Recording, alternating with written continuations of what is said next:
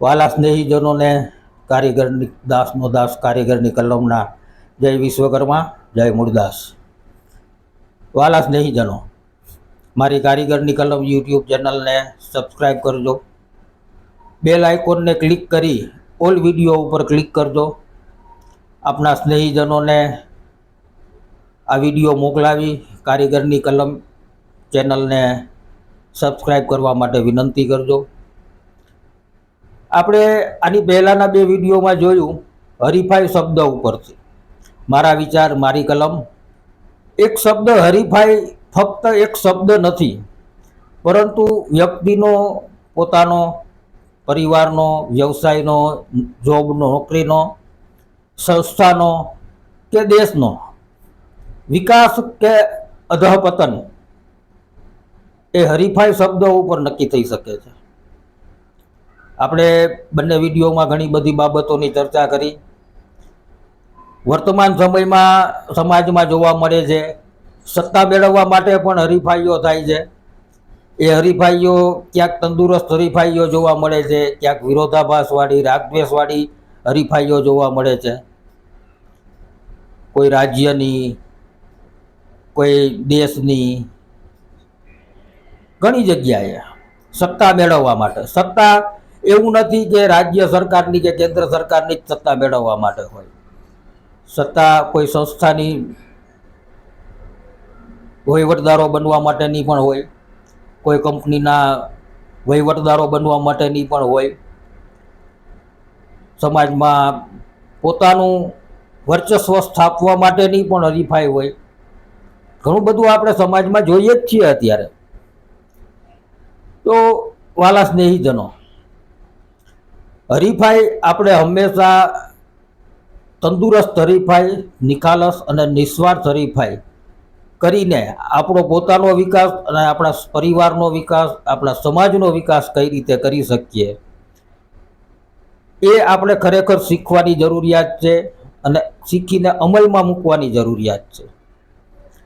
હું નિરંતર પાટીદાર સમાજ, જૈન સમાજ, લોહાણા સમાજ, કડિયા સમાજ, દરજી સમાજ, આવા દરેકે દરેક સમાજના વિકાસ માટેની જે કાંઈ પણ એ લોકો પ્રક્રિયાઓ કરે છે, જે કાંઈ પણ પ્રયોગો કરે છે, જે કાંઈ પણ સેવાઓ આપે છે, સતત નિરંતર હું એ લોકોનું અવલોકન કરું છું, અભ્યાસ કરું છું. મને જ્યારે જ્યારે પણ સમય મળે ત્યારે હું દરેકે દરેક સમાજની શું એ લોકો ગતિવિધિ કરે છે, એ સમાજના દીકરા દીકરીઓ માટે, સમાજના સિનિયર સિટીઝન લોકો માટે, સમાજની મહિલાઓ માટે, સમાજના અભ્યાસ કરતા વિદ્યાર્થીઓને શું સહાય કરે છે, કેવી રીતે સહાય કરે છે, આ દરેકે દરેક બાબતનું ઝીણવટભર્યું નિરીક્ષણ, અવલોકન હું કરું છું.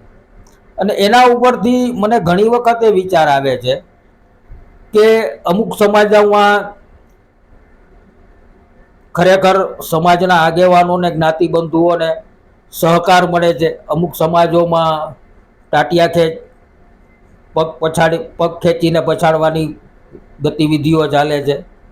પરંતુ જે સમાજના આગેવાનો દૂરંદેશી છે, દીર્ઘ દ્રષ્ટિવાળા છે, જે સમાજના આગેવાનોને જ્ઞાતિબંધુઓ સહકાર આપે છે, જે સમાજના જ્ઞાતિબંધુઓ માટે આગેવાનો સતત ચિંતિત રહી સેવાઓ આપે છે, જે સમાજના આગેવાનો એકબીજા આગેવાનોના વિચારોને આવકારી, એને સ્વીકારી અને પોઝિટિવ અને નેગેટિવ દરેક પાસાઓનો વિચાર કરી એક દિશા, એક વિચાર, એક નજર, એક ડગલું સાથે આવા ધ્યેય સાથે જે સમાજના આગેવાનો ચાલે છે, એ સમાજ નિરંતર સતત પ્રગતિના પંથે જાય છે. આવું મેં પટેલ સમાજમાં, જૈન સમાજમાં, લોહાણા સમાજમાં, કડિયા સમાજમાં અને હવે છેલ્લા અમુક વર્ષોથી બ્રહ્મ સમાજમાં, દરજી સમાજમાં આ હું સતત જોતો આવું છું કે આ દરેકે દરેક સમાજ સર્વાંગી વિકાસ કરી રહ્યો છે. શા માટે કરી રહ્યો છે? તો એનું એક જ મહત્વનું કારણ છે યુનિટી, સંગઠિતતા. અને એ સંગઠિતતા ક્યારે આવે? જ્યારે એકબીજા આગેવાનોના વિચાર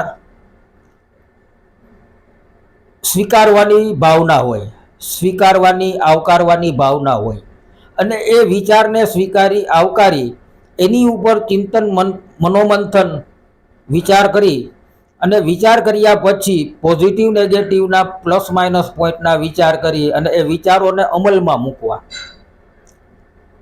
પાટીદાર સમાજ, પટેલ સમાજ અત્યારે ખૂબ જ હરણફાળ ગતિએ વિકાસ કરી રહ્યો છે, અને એ પણ કોઈ એક ક્ષેત્રમાં નહીં, સર્વાંગી વિકાસ, આર્થિક, રોજગારી, સામાજિક, શૈક્ષણિક, રાજકીય, દરેકે દરેક જગ્યાએ પટેલ સમાજ હરણફાળ ગતિએ, અને એ પણ લાંબા સમયની મહેનત ખરી, પરંતુ છેલ્લા લગભગ 10-12 વર્ષથી સતત એમનો જે ગ્રાફ છે વિકાસનો, એ વિકાસનો ગ્રાફ સતત સફળતાના માર્ગે છે. હમણાં રવિવારે 7 તારીખે સરદારધામ, એમનું જે પટેલ સમાજનું એક જે સરદારધામ ચેરિટેબલ ટ્રસ્ટ છે કે જે અનેક વિભાગમાં અને અનેક ક્ષેત્રમાં સેવાઓ આપે છે, એમના એક કાર્યક્રમનો લાઈવ વિડીયો મેં જોયો યુટ્યુબ ઉપર. આમ તો જો કે હું એમના ઘણા બધા પ્રોગ્રામ, જેટલા પણ પ્રોગ્રામ્સ આવે છે બધા જ પ્રોગ્રામ્સ હું જોઉં છું. એમાં એમના જે એક પ્રમુખ સેવક છે માનનીય આદરણીય શ્રી ગગજીભાઈ સુતરિયા, કે જેમણે સમાજ માટે એક ભેખ લઈ લીધેલો છે. હું મારા જીવનના રોલ મોડેલમાં નરેન્દ્રભાઈ મોદી, ધીરુભાઈ અંબાણી અને હવે ગગજીભાઈ સુતરિયા. ભલે હું મધ્યમ વર્ગનો માણસ છું, આર્થિક રીતે કદાચ મારી પાસે કોઈ કરોડો રૂપિયા નથી, પરંતુ મારી જે સમાજ માટેની જે ભાવના છે એ ભાવના કોઈને ગમે કોઈને ના ગમે એ વ્યક્તિગત નિર્ણય છે, વ્યક્તિગત વિચારધારા છે. દરેકે દરેક વ્યક્તિને ગમતી જોઈએ એવું બનતું નથી સમાજમાં. આજે નરેન્દ્રભાઈ મોદી આટલી નિષ્ઠા સાથે સેવા આપે છે ભારત દેશના દેશવાસીઓ માટે, તો કોઈને ગમે છે કોઈને નથી ગમતી, તો એનો મતલબ એવો નથી કે નરેન્દ્રભાઈ કોઈ અણગમતી વ્યક્તિ છે. એવી જ રીતે હું ભલે નાની નાની સેવાઓ આપું છું, મારાથી જે યથાશક્તિ યથા યોગ્ય સેવાઓ અપાય એવી હું આપું છું, પણ મારી ભાવના સમાજમાં કંઈક સારું કરવું, સમાજનો વિકાસ કરવો, સમાજને આગળ લઈ જાવો. જ્યાં સુધી પ્રયત્ન થશે ત્યાં સુધી પ્રયત્ન કરીશ. તો મારી વિચારધારા પણ કોઈ વ્યક્તિને ગમે કોઈ વ્યક્તિને ના ગમે, બની શકે છે, એવું સ્વાભાવિક વાત છે. હું કોઈ પણ સંસ્થાઓ સાથે જોડાયેલો હોઉં તો એનો મતલબ એવો નથી કે એ સંસ્થાઓ પણ એવી ખરાબ છે. એ સંસ્થાના જે કોઈ પણ માનદ સભાસદો હશે, એમના માનદ કારોબારી સભ્યો હશે, ટ્રસ્ટીઓ હશે, એમને પણ મારામાં કંઈક દેખાયું હશે તો જ એમણે મને એ સંસ્થા સાથે જોડેલો હશે ને, અને જોડેલો રાખ્યો હશે. તો આવા ઘણા બધા મુદ્દાઓ છે. ફક્ત એક હરીફાઈ શબ્દમાં દરેક સ્નેહીજનોને મારી વિનંતી છે, આપણા સમાજનો જો વિકાસ આપણે ઈચ્છતા હોઈએ, આપણા સમાજનો જો સર્વાંગી વિકાસ, દરેકે દરેક ક્ષેત્રમાં, શૈક્ષણિક વિકાસ, રોજગાર વિકાસ, આર્થિક વિકાસ, સામાજિક વિકાસ, રાજકીય વિકાસ, એમ દરેકે દરેક પાસાઓ પર આપણે સર્વાંગી વિકાસ જો ઈચ્છતા હોઈએ તો આપણે એકબીજાના વિચારોને આવકારીને એક વિચારો ઉપર ચિંતન અને મનોમંથન કરીને પ્લસ માઇનસ પોઝિટિવ નેગેટિવ પાસાઓનો વિચાર કરીને આપણે આગળ વધવું જરૂરી છે. એક દિશા, એક નજર, એક લક્ષ્ય અને એક ડગલું સાથે, તો જ આપણે આપણા સમાજનો સર્વાંગી વિકાસ કરી શકીએ. અને આ સર્વાંગી વિકાસ કરવા માટે જે કોઈ પણ સમાજ સેવકો કાર્ય કરે છે, સેવાઓ આપે છે, એમણે હું એક જ વિનંતી કરીશ કે આપણે નિસ્વાર્થ ભાવે, નિખાલસતાપૂર્વક, નિર્દોષ, તંદુરસ્ત હરીફાઈ કરી અને સમાજને કંઈક આપી છૂટીએ.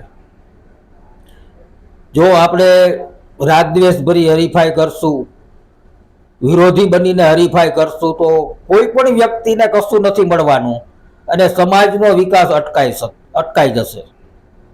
બસ આજના દિવસ માટે આટલું. ફરીથી મળીશું આપણે.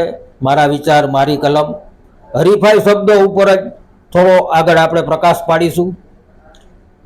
જય વિશ્વકર્મા, જય મુરદાસ. મારી કારીગરની કલમ યુટ્યુબ ચેનલને સબસ્ક્રાઈબ કરવાનું ભૂલશો નહીં. બેલ આઇકોન ઉપર ક્લિક કરી ઓલ વિડીયો ઉપર ક્લિક કરવાનું ભૂલશો નહીં.